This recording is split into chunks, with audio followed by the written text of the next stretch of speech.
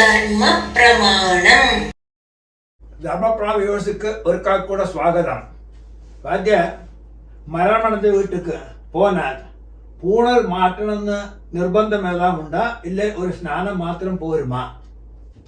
Sir நீங்க கேட்ட இந்த செத்துப்பான ஆத்துல மரணம் அடைஞ்ச ஆத்துல போயிட்டு சும்மா போய் பார்த்துட்டு வந்தா, அதாவது டெட் பாடி இருக்கு, போய் பார்த்துட்டு வந்தீங்க பூனல் மாற்றமானாக்கா உங்களோட கொஸ்டின்.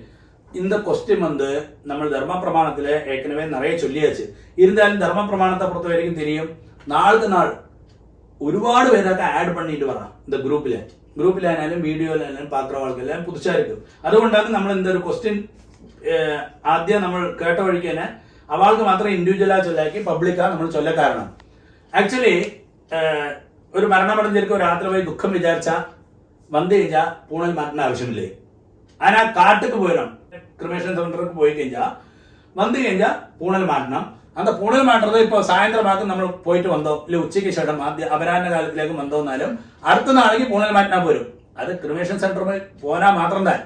അല്ലെങ്കിൽ ആറ്റിൽ പോയി മരണമടഞ്ഞ് ഡെഡ് ബോഡിയെ பார்த்துட்டு വന്നോന്നാ அதுக்கு பூனல் மாட்டா சஜையில ஸ்நானம் சொல்லுவா. சஜையில ஸ்நானம் சொன்னா நம்மள என்ன போட்டு போயிடுமோ அதே மாதிரி அதிலேயே வந்து முங்கிறது இல்ல, അതിലോട് കൂടി വെള്ളത്തെ വിട്ടുക്கிறது, அதுதான் சஜையில ஸ்நானம். அப்படி ஸ்நானம் பண்ணா போரும். എന്നിട്ട് പുണ്യാഹം വാങ്ങി തളിച്ച് കഴിഞ്ഞാൽ ശുദ്ധിയായിച്ച്. அதுதான் அதோட விதியும் சாஸ்திரமும்.